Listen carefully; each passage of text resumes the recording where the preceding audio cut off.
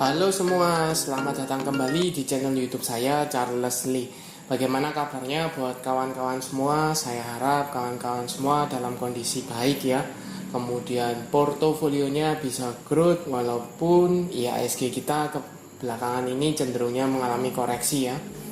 Oke, pada kesempatan kali ini saya akan membahas atau memberikan review untuk saham plat merah ya, terutama di sini Bank Rakyat Indonesia atau BRI ya, yang akan membagikan dividen dalam waktu dekat. Berapa besaran dividennya, kemudian bagaimana potensinya.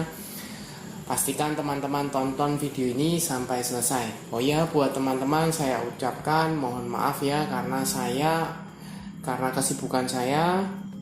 Jadi saya sedikit terlambat untuk membuat atau memberikan review analisa saham ya. Jadi saya mohon maaf. Oke, tanpa berpanjang lebar ya, kita langsung masuk ke pembahasannya untuk saham Bank Rakyat Indonesia Tbk atau BBRI. Seperti yang teman-teman mungkin sudah ketahui ya, bahwa BBRI ini akan membagikan dividen ya. Berapa besaran dividennya adalah 43,4 triliun rupiah ya. Kemudian berapa sih dividen yang bakal kalian terima ya, pemegang dari saham BBRI? Ini saya coba cek beritanya ya melalui investasi.kontan.co.id. Bank Rakyat Indonesia atau BBRI akan membagikan dividen tunai untuk tahun buku 2022 kepada pemegang saham. Pembagian ini mengacu kepada keputusan Rapat Umum Pemegang Saham Tahunan ya atau RUPST tanggal 13 Maret 2023. Kemudian dijelaskan bahwa Bank Plat Merah ini akan membagikan dividen sebesar 43,49 triliun rupiah ya, yang merupakan 85% dari laba bersih konsolidasi ya. Jumlah ini termasuk jumlah dividen interim yang telah dibagikan kepada pemegang saham tanggal 27 Januari 2023 sebesar 8,6 triliun rupiah atau sebesar 57 rupiah per lembar saham ya. Dan buat teman-teman mungkin sudah terima ya dividen tersebut ya. Sekarang berapa sih nilai yang akan teman-teman dapatkan ya untuk pembagian dividen kali ini? Maka sisa jumlah dividen tunai yang akan dibagikan kepada pemegang saham adalah sebesar 34,89 triliun rupiah atau sebesar 231 rupiah poin 22 ya. Jadi apakah cukup besar? Cukup besar ya. Seperti itu. Kemudian dividen tunai ini akan dibagikan kepada pemegang saham yang namanya tercatat dalam daftar pemegang saham atau DPS ya pada tanggal 27 Maret 2023 itu untuk pasar tunai ya, untuk pasar tunainya. Sedangkan buat teman-teman yang di pasar reguler atau negosiasi itu come date-nya ya, teman-teman perlu catat come date-nya adalah tanggal 21 Maret 2023. Jadi cukup berdekatan ya. Selasa teman-teman sudah yang punya saham dari BBRI akan dapatkan dividennya ya, terhitung mempunyai hak untuk dividen ya. Seperti itu. Come date untuk pasar tunai tadi seperti yang tadi saya singgung yaitu tanggal 27 Maret 2023 ya, bertepatan dengan recording date. Kemudian ex date untuk pasar reguler dan negosiasi itu tanggal 24 Maret 2023. Sedangkan ex date dari pasar tunai yaitu tanggal 28 Maret 2023. Pembayaran dividennya sendiri itu kapan? Tanggal 12 April 2023. Jadi clear ya di sini. Untuk pasar reguler dan negosiasi come date-nya Selasa depan ya, tanggal 21 Maret 2023. Jadi cukup dekat. Kemudian ex date itu tanggal 24 Maret 2023 ya. Berapa besar dividennya? Sebesar 231 rupiah poin 22 atau 231 poin 22 rupiah ya, clear di sana. Oke, sekarang bagaimana potensinya? Buat teman-teman yang melihat atau mengecek ya saham BBRI, sebenarnya kemarin itu tidak tanggal 17 Maret 2023 sebenarnya dia tidak ditutup dalam kenaikan cukup tinggi ya, tetapi pada akhir sesi terjadi tarikan ya. Kalau teman-teman cek chart per menit itu jelas bahwa ada tarikan atau asing big fund itu masuk ya untuk akumulasi saham BBRI. Apakah benar? Nanti kita coba cross checkkan ke broker summary-nya ya. Tetapi overall per tanggal 17 Maret 2023 saham BBRI ini mengalami kenaikan ya 3,59% ke level 4.900, level psikologis area resist ya, seperti itu. Nah sekarang bagaimana potensinya dengan adanya isu pembagian dividen yang cukup besar? Kenapa saya bilang cukup besar?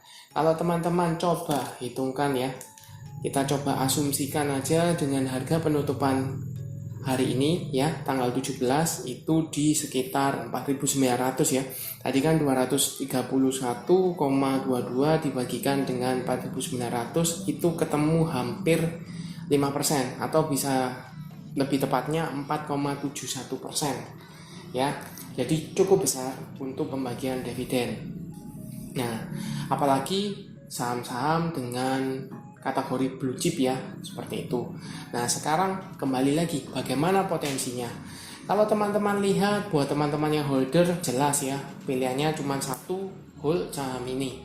Ya, karena prospek menunjukkan bahwa dia rajin membagikan dividen. Kemudian kalau teman-teman cek ya, saya sempat carikan informasi bahwa ada statement dari direkturnya yang menjelaskan bahwa 3 tahun ke depan BBRI ini akan komitmen untuk membagikan minimal 70% dari laba konsolidasinya untuk dibagikan sebagai dividen minimal ya. Sekali lagi minimal 70%. Ya, itu untuk 3 tahun ke depan. Jadi buat teman-teman yang holder pasti akan dapat dividen. Ya, seperti itu. Sekarang potensinya jelas ya, dia rebound dari EMA 50-nya ya. EMA 50-nya ada di 4.760. Ya, cukup tinggi reboundnya. Kemudian volume kemarin kita bisa lihat volumenya cukup tinggi. Garis MACD ini masih cenderungnya sideways ya, secara beberapa hari ke belakang ini sideways. Kemudian kita coba cek broker summary-nya ya. Ini melalui Mirai ya. Saya coba cekkan, jelas kalau broker summary-nya ada akumulasi ya. Kenapa ada akumulasi? Teman-teman bisa cek RX akumulasi dalam jumlah besar, BB juga akumulasi dalam jumlah besar ya. Pak, walaupun kalau teman-teman lihat ada BK, YU ini asing ya jualan, tapi yang beli atau dana asing yang beli itu jauh lebih besar. Kita coba cek foreign flow-nya ya. Di sini kelihatan betul bahwa tanggal 17 Maret 2023 ada akumulasi cukup masif ya oleh asing ya. Berapa? 492 miliar rupiah ya.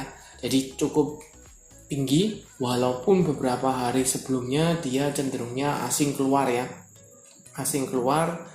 Di sini ketika beritanya keluar bahwa akan membagikan dividen ya tanggal 14 lah. Kita bisa asumsikan tanggal 14 Maret itu sudah keluar kan, RUPS-nya tanggal 13 sebenarnya sudah tahu. Jadi tanggal 14 banyak asing keluar ya, tetapi sudah kembali lagi di tanggal 17 dia masuk dalam jumlah cukup besar ya, hampir 500 miliar itu dana asing ya. Sekarang mengkonfirmasi ya, jadi kan tadi mengkonfirmasi bahwa di akhir sesi ada tarikan atau dana asing itu mulai HK beberapa tik ya, jadi dia mengalami kenaikan cukup tinggi. Nah sekarang Pak, pertanyaannya buat teman-teman yang belum punya, apakah bisa entry untuk saham BBRI?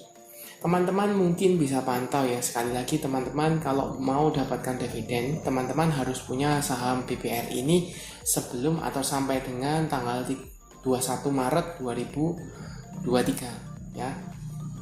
Tetapi apakah teman-teman langsung hajar di 4.900? Tenang teman-teman, besok Senin kalau memang mau entry, teman-teman bisa tunggu ya, lihat apakah dana asing ini masih stay ya, masih stay dalam arti ini kan dia menghaka ya, menghaka beberapa tik supaya dia langsung dapat ya. Jadi harga tinggi 4.900. Takutnya besok pas Senin pembukaan harganya tidak dibuka di 4.900. Let's say di 4.800, teman-teman mungkin masih bisa dapat harga lebih murah ya. Sekali lagi di sana. Jadi jangan langsung HK di 4.900 ya. Apakah bisa gap up? Mungkin bisa, karena akan ada pre-opening ya. Mungkin bisa gap up. Cuman kemungkinan besar karena ini HK-nya di menjelang akhir sesi ya. Menjelang akhir sesi, maka ada kepentingan di sana. Teman-teman bisa tunggu. Minimal wait and see. Kalau seandainya dia masih di atas 4.800, teman-teman yang mengincar dividen mungkin bisa lirik ya, mungkin bisa entry ya, seperti itu. Nah, buat teman-teman yang misalnya mau tambah muatan karena ada pembagian dividen ya, teman-teman bisa manfaatkan. Ini kan dividennya besar ya, hampir 5%. Kemungkinan setelah come date-nya atau exit-nya itu ada gap down ya, gap down. Untuk gap down-nya dari saham blue chip ya, perbankan blue chip, kita asumsikan 4-5%, itu cukup murah, terdiskon ya. Jadi buat teman-teman yang untuk holdernya saham BBRI mungkin bisa pertimbangkan after dari dividen ya. Biasanya kan ada dividen track tuh, kemudian yang dividen hunter mulai jualan ya, kan sudah dapat dividennya, mereka jualan ya, seperti itu, maka harganya akan tertekan. Nah, ketika tertekan, buat teman-teman masih bisa di entry, asal dengan catatan dia masih stay di antara paling bawah ya. Menurut saya di range 4.600-an masih layak untuk di entry ya, masih layak untuk di entry. Biasanya dia gap down, kemudian membuat shadow ya, kemudian dia lanjutkan kenaikan ya. Itu sekali lagi asumsi ketika dia pembagian dividen, exitnya bakal gap down, kemudian ada koreksi karena dividen hunternya jualan, seperti itu ya. Apakah bisa terjadi? Apakah teman-teman sependapat? Feel free for comment ya. Terima kasih sudah menonton sampai akhir. Jangan lupa like, share, dan subscribe channel YouTube saya, dan nantikan video analisa saham berikutnya. Sampai